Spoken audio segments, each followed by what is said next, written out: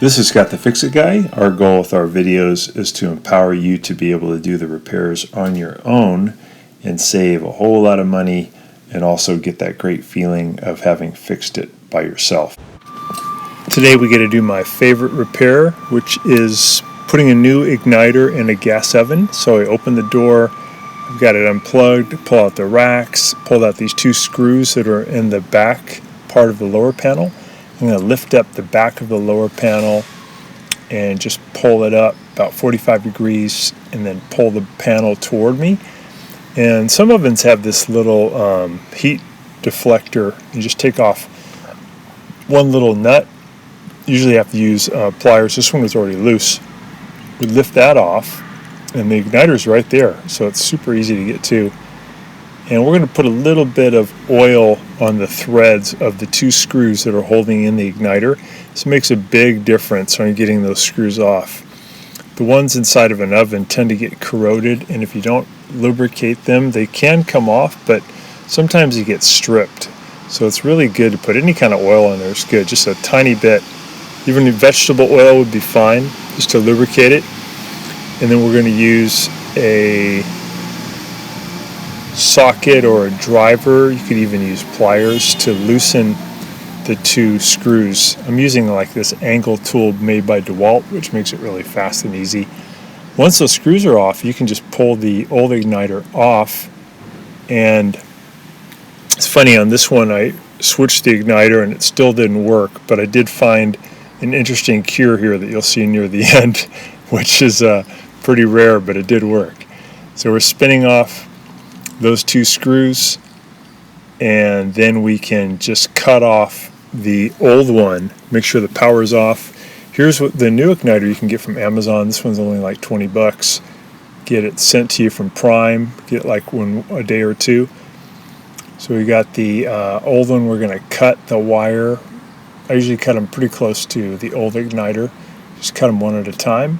And we're going to strip back the insulation on those two wires by about 1/4 of an inch. Really easy to do. And then we'll get the new igniter in position, and we'll use the ceramic wire nuts that come with the kit to join the new igniter wire with the oven wire that's bringing it power. And you can use either one of the oven wires to either one of the wires on the igniter. There's no polarity issue, so you can do it either way is fine. So we're stripping off that wire. Here's an oven wire and an igniter wire. I'm putting on the ceramic wire nut. I'm going to twist it to the right, get it really tight, and then I'll do the same thing on the next wire from the oven and the next igniter wire. This literally could take you 15 minutes and you'll be done.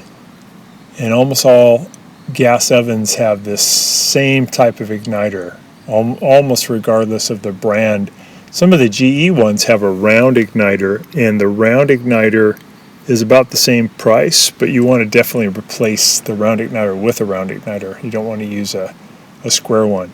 So we're just pretty much done. We're just going to put those screws back in that hold on the igniter. Just put them on by hand. And then the extra wire, we're just going to kind of stuff it down out of the way. Want to get it away from where all the heat is. Since heat rises, if you get it down below, it's pretty safe.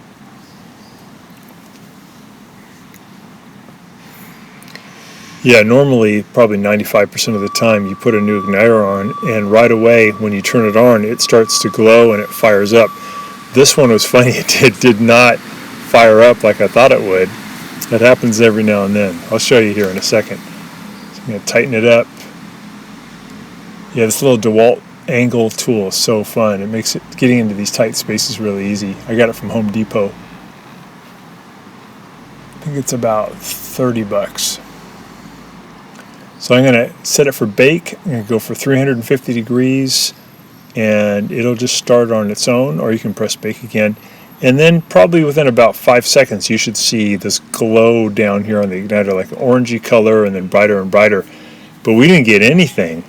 So I was thinking maybe the relay here on the control board got stuck. So I'm going to give it a little pound with my palm, and maybe another one. see if I can unstick the relay, and then I'll look down there and see if we get any change.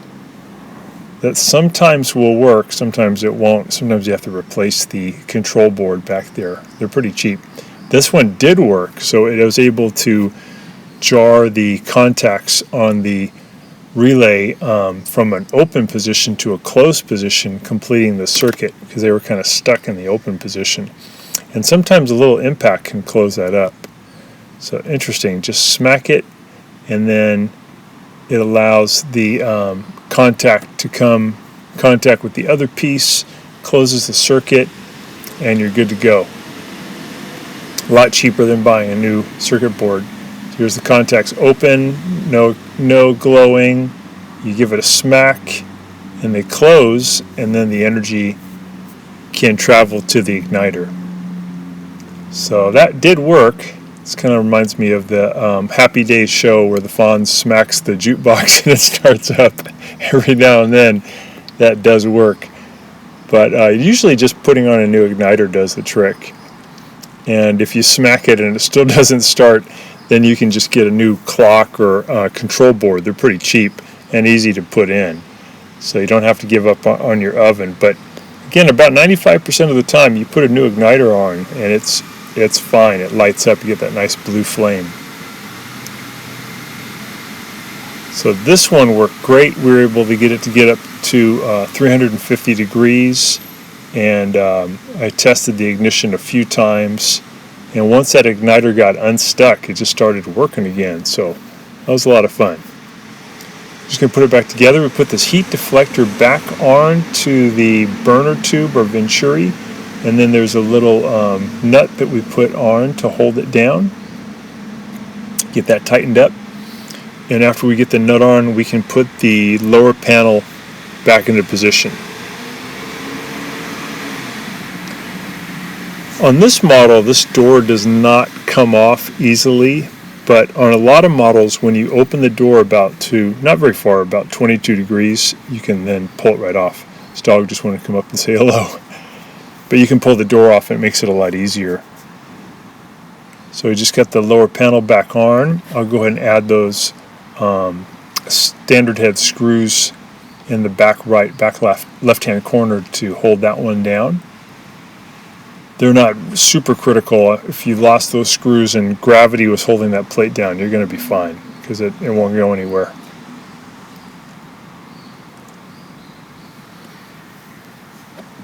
So get that done. We'll add the